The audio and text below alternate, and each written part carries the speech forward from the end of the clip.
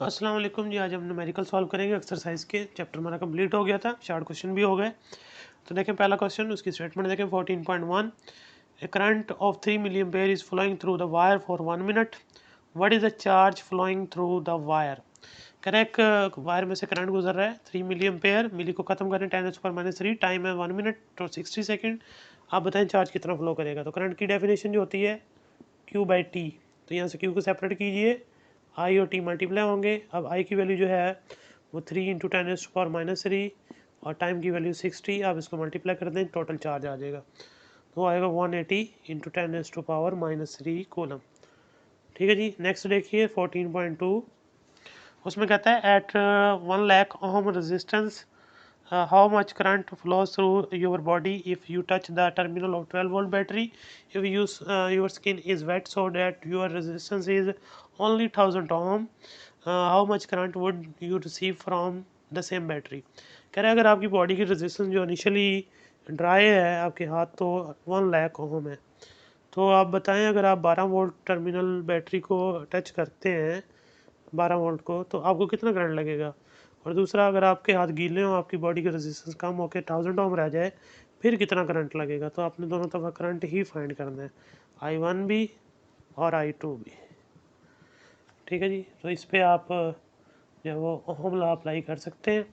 ओम law जो है V = IR होता है। आप आई फाइंड कर लें, आई होता है V/R। तो पहले आप I1 फाइंड करें, V/R1। V जो है वो 12, R1 1 लाख। तो इसको डिवाइड करें, करंट जो है वो आएगा 1.2 × 10⁻⁴ एम्पेयर। उसके बाद दोबारा I2 = V/R2। दोबारा यही चीज़, R2 की वैल्यू अब 1000 है, तो यहाँ आएगा 1.2 × 10⁻²। नेक्स्ट देखें 14.3। उसमें कहता है कि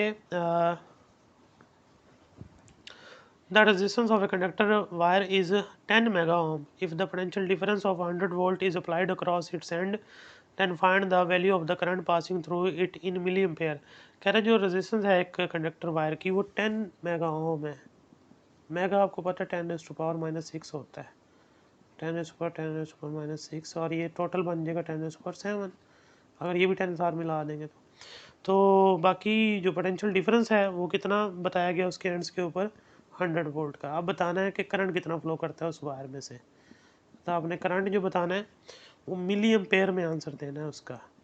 ये कंडीशन लगी हुई है, तो लास्ट मस्ट है कि आप आंसर को कन्वर्ट करेंगे।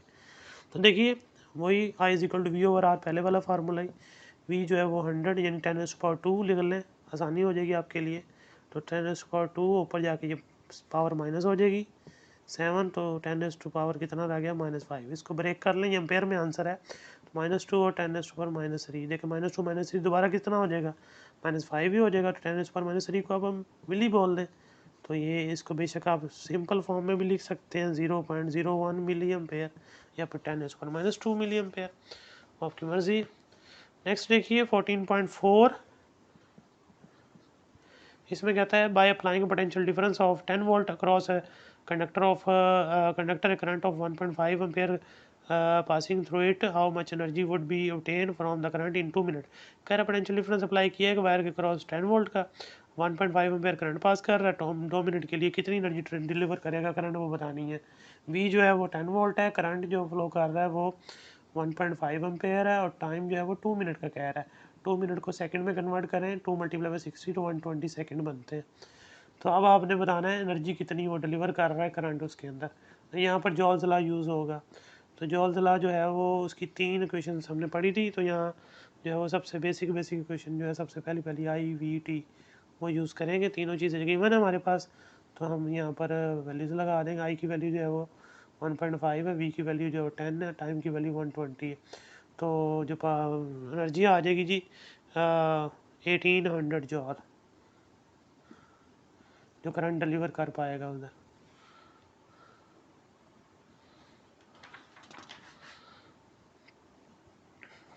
नेक्स्ट अब देखते हैं 14.5।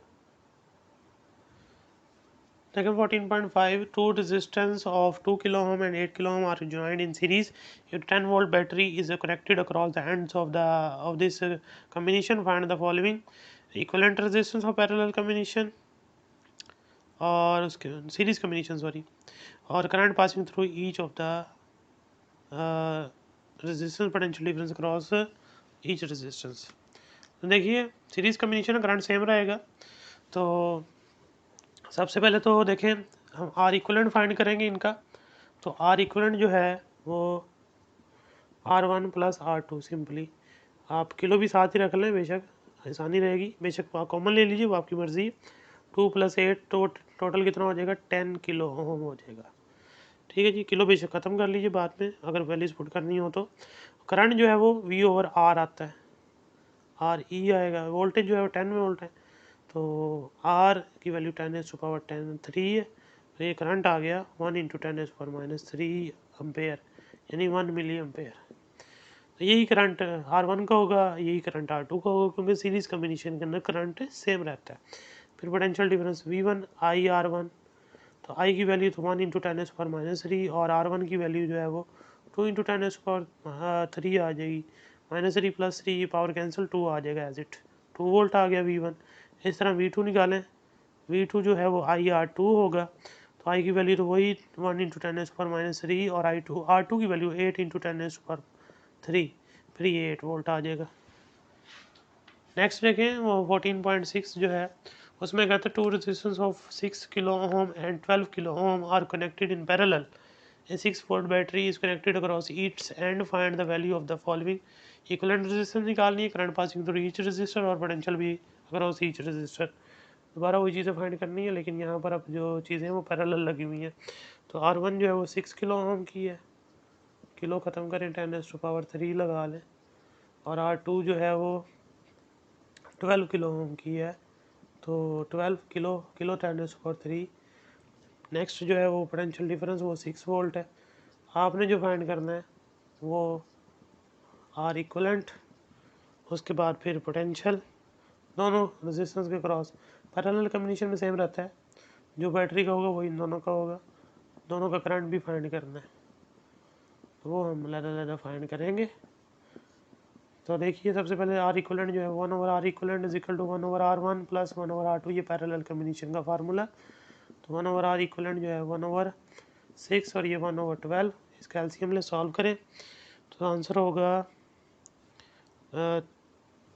1/4 एट दी एंड। पूरा सॉल्व करने के बाद आर इक्वलेंट ऊपर ले जाए तो 4 ऊपर चला जाएगा, तो 4 किलो ओम रेजिस्टेंस आ जाएगी। 4 × 10⁻³ लिख लें बेशक। उसके बाद फिर करंट जो है वो डिफाइन कर दें। I1 जो होगा V/R1 होगा। V की वैल्यू जो है वो 6 वोल्ट है, R1 की वैल्यू जो है वो 6 × 10⁻³ है। तो करंट आ जाएगा जी 1 × 10⁻³ एम्पेयर, यानी कि 1 मिली एम्पेयर। उसके बाद I2 आएगा V/R2, तो वो भी 6/12 × 10⁻³। तो ये भी बचेगा जी नेक्स्ट 0.5 10⁻³ एम्पेयर, यानी 0.5 मिली एम्पेयर। और पैरेलल कम्बिनेशन के अंदर वोल्टेज जो है वो सेम रहता है, जो बैटरी का वोल्ट है वही तमाम डिवाइसेस को मिलेगा। नेक्स्ट देखें 14.7 जो है, सॉरी 14, हाँ जी 14.7, ये 14.6 था, 5 लिखा हुआ है यहाँ पे। 14.7 देखिए उसमें कहता है कि an electric bulb is marked with 220 volt 100 watt. Find the resistance of the filament of the bulb.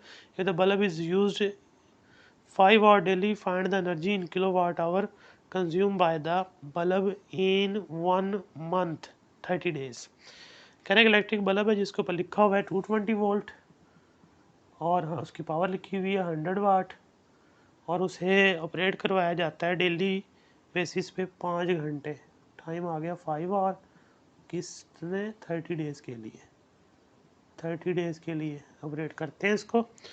और आपने इनकी दो चीज़ें बतानी है, एक तो रेजिस्टेंस बतानी है कितनी होगी, और दूसरा आपने बतानी है कि वो एनर्जी कितनी जो है ना कंज्यूम करता है, और एनर्जी का जो आंसर है वो किलोवाट आवर में देना है, किलोवाट आवर। ये दो चीज़ें फाइंड करनी है। तो देखें सबसे पहले तो पावर का फार्मूला यूज़ करेंगे। पावर का फार्मूला जो है, तीन फार्मूले थे, P = VI, P = V I² R, P = V² R। तो P = V² R सूट करता है यहाँ पे, आर सेपरेट कर लें, वी स्केयर ओवर पी हो जाएगा, ये इधर आ जाएगा, ये इधर चला जाएगा। वी की वैल्यू जो है 220 का स्केयर और आर की पी की वैल्यू जो है वो 100 है, डिवाइड कर दें, आर आ जाएगा। आर की वैल्यू आ जाएगी 484 ओम। उसके बाद फिर energy in kilowatt hour ये निकालनी है, तो ये आएगी watt divided by 1000 multiply by time, यानी आवर्स के अंदर पूरे का महीने का टाइम जो है वो लिखेंगे। तो वाट जो थे वो 100 थे, 1000 से डिवाइड कर दें, 5 और डेली था, 30 से मल्टीप्लाई कर दें, तो ये आ जाएगा 15 किलो वाट आवर वो एनर्जी कंज्यूम करता है एक मंथ के अंदर। 14.8 देखिए जी, an incandescent light bulb with an operating resistance of 95 ohm is labeled 150 watt. Is this bulb designed for use in 120 volt circuit और 220 volt circuit? कह रहा है एक बल्ब है, उसकी रेजिस्टेंस जो 95 ओम है और उसके ऊपर लिखा हुआ है 150 वाट यानी उसकी पावर। तो अब बताएं कि वो 120 वोल्ट के लिए जो है ना बनाया गया है या वो 220 वोल्ट सर्किट के लिए बनाया गया है। तो पावर का फार्मूला लगाएंगे, P is equal to V square over R. V को सेपरेट कर लें, V square is equal to P R, तो स्केयर रूट ले लें दोनों तरफ, पी और आर आ जाएगा यहाँ पे, तो वैल्यूज लगा दें। पी की वैल्यू जो है 150, आर की वैल्यू 95, स्केयर रूट लें मल्टीप्लाई करके, वी आ जाएगा 119.37 जो कि ऑलमोस्ट 120 वोल्ट। तो 120 वोल्ट सर्किट के लिए इसको डिज़ाइन किया गया। नेक्स्ट देखें 14.9, वो लेंथी है ज़रा। A house is installed with 10 bulb of 60 watt each which are use 5 hour daily, यानी आपको डिफरेंट डिवाइसेस गिनवाएगा वो और उसका टाइम बताएगा और बताएगा कि टोटल मंथ का आप बिल बनाएं। हर जो एक यूनिट का जो प्राइस है इलेक्ट्रिसिटी का वो 4 रुपीज़ है। तो देखें पहला जो इसका ए पार्ट जिसमें उसमें क्या कहता है जी, कितने 10 बल्ब लगे हुए हैं, नंबर ऑफ बल्ब 10 है, पावर जो है उसकी 60 वाट है, टाइम 5 घंटे डेली है, तो 5 मल्टीप्लाई बाई 30 यानी 30 डेज़ के लिए कैलकुलेट करना है तो 150 आवर्स बनते हैं। अब आप इसका यूनिट निकालें, यूनिट कंज्यूम्ड, तो वही किलो वाट आवर का फार्मूला है, वाट डिवाइडेड बाई 1000 और मल्टीप्लाई बाई टाइम, टाइम जो है आवर्स में पूरे मंथ का, वाट जो है वो उसमें आपने ख्याल करना है टोटल नंबर ऑफ बल्ब भी काउंट करने हैं, एक बल्ब की पावर नहीं लिख देनी, 10 बल्ब से, और टाइम 150, तो नंबर ऑफ यूनिट्स जो आ जाएंगे वो 90 यूनिट्स आएंगे। बी पार्ट में देखें, उसमें कहता है 4 fan 75 watt each of which 10 hour run 10 hour daily, 4 पंखे 75 वाट के 10 घंटे डेली चलते हैं। नंबर ऑफ फैंस 4 है, पावर उनकी कितनी है 75 वाट एक की। उसके बाद फिर टाइम जो है उनका वो 10 आवर है, 10 मल्टीप्लाई बाई 30 तो वो बन जाएगा टोटल 300 आवर्स। तो आप अब जब वो निकालें, वही जो हमारा यूनिट्स निकाल लें, तो यूनिट जो कंज्यूम करेगा वो वही watt divided by 1000 multiply by time, तो वाट जो है वो 75 4 क्योंकि 4 फैन है 75 वाट के डिवाइडेड बाय 1000, टाइम जो है 300 आवर, तो यूनिट वो कंज्यूम करेंगे 90। सी पार्ट देखिए, एक टीवी है 250 वाट का, 2 घंटे चलता है डेली, नंबर ऑफ टीवी 1 है, पावर जो है वो 250 वाट है उसकी, और टाइम जो है उसके लिए डेली 2 घंटे चलता है, तो 60 और बनते हैं उसके। इसके यूनिट निकालेंगे तो वही फार्मूला दोबारा, watt divided by 1000 multiply by time, तो देखें वाट जो है इसके वही 250 रहेंगे डिवाइडेड बाई 1000 और मल्टीप्लाई बाय टाइम जो है वो 60 और इसके यूनिट बनते हैं 15 यूनिट, 15 यूनिट्स। उसके बाद डी पार्ट देखें, उसमें कहता है एक आयरन है, इलेक्ट्रिक आयरन 1000 वाट की 2 घंटे चलती है रोज़ाना। तो इसका कैलकुलेट करें, नंबर ऑफ आयरन सबसे पहले तो 1 है, और उसके बाद फिर उसकी पावर दी गई है वो 1000 वाट दी गई है। टाइम जो दिया गया है उसकी यूज़ का वो 2 आवर डेली, तो 60 आवर बनते हैं। इसको लगाइए, इसके यूनिट निकालें कितने कंज्यूम करती है, watt divided by 1000 multiply by time.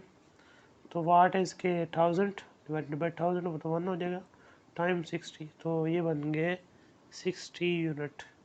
अब टोटल यूनिट कर लें, टोटल यूनिट देखें पहला कितना आया, पहले का आंसर 90, दूसरे का भी 90, फिर तीसरे का 15 और चौथे का 60। सारी चीज़ों के यूनिट जो बनते हैं वो 255 बनते हैं। कॉस्ट ऑफ 1 यूनिट, एक यूनिट की कॉस्ट कितनी है, 4 रुपये। ठीक है जी, अब टोटल कॉस्ट निकालनी है। टोटल कॉस्ट आ जाएगी 255 यानी number of units multiply by cost of 1 unit. ये लगाएंगे फार्मूला तो ये बन जाएगा 1020 रुपीज़। बिल बन गया।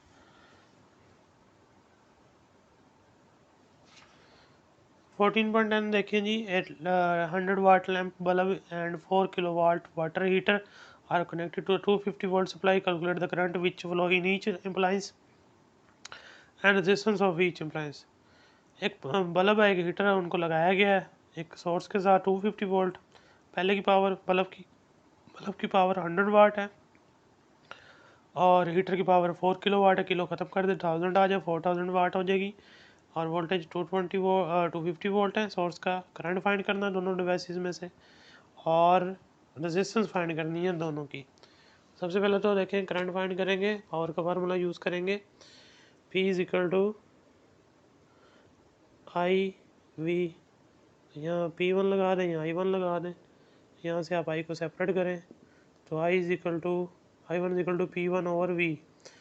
तो P1 जो है वो 100 है, वोल्टेज 250 है, तो करंट आ जाएगा पहले में 0.4 एम्पेयर, डिवाइड करेंगे। इसी तरह दूसरा I2 होगा और उसके लिए आप यूज़ करेंगे P2 ओवर V। P2 जो है वो 4000 है और V जो है वो इसके लिए भी 250 है, तो आंसर आ जाएगा 16 एम्पेयर। नेक्स्ट देखिए, फिर अगला फार्मूला यूज़ करेंगे और रेजिस्टेंस निकालेंगे। तो उसके लिए P is equal to V square over R वाला फार्मूला है। तो पहले आप क्या लगाएं, P1 और R1 को सेपरेट करें तो आंसर आएगा V square over P1, P इधर आके डिवाइड हो जाएगा। तो देखिए V1 जो है वो, V तो दोनों के लिए सेम 250 वोल्ट, स्क्वायर P1 100, इसका स्क्वायर को सॉल्व कीजिए, 100 से डिवाइड कर दें तो आंसर आएगा 625 ओम। फिर इसी तरह R2 होगा V स्क्वायर ओवर P2, तो V स्क्वायर तो वही 250 का स्क्वायर, P2 जो है वो 4000 है, आप डिवाइड करें तो रेजिस्टेंस आ जाएगी उसकी, और वो होगी 15.625 ओम। लास्ट देखिए 14.11, resistor of resistance 5.6 ohm is connected across a battery of 3 volt by the mean of the wire negligible resistance. A current of 0.5 ampere passes through the resistor. Calculate the power dissipation in the resistor. Total power produced by the battery given reason difference between two quantities. कह रहे अगर resistor है जिसकी resistance जो है वो आपको दी गई है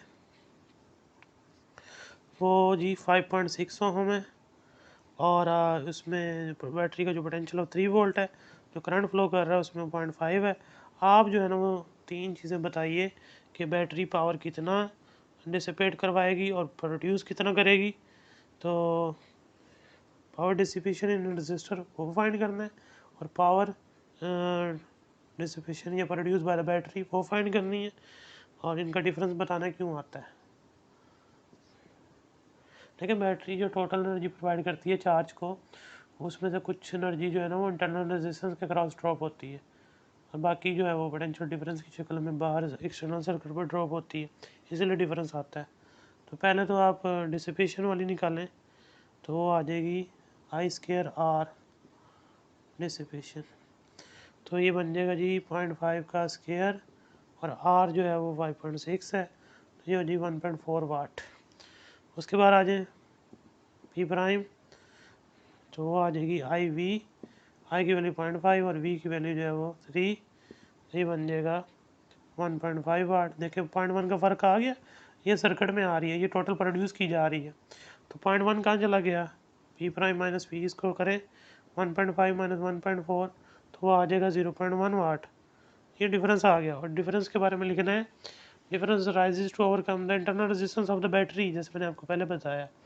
ये लाइन लिखनी है, the difference arises to overcome the internal resistance of battery, some power is lost by the internal resistance of the battery. ये आपके न्यूमेरिकल कंप्लीट हुए। नेक्स्ट फिर इंशाल्लाह नया चैप्टर स्टार्ट करेंगे, इलेक्ट्रोमैग्नेटिज्म। तो अगर इसमें कोई बात ना समझ यार पूछ लीजिएगा। अल्लाह हाफिज़।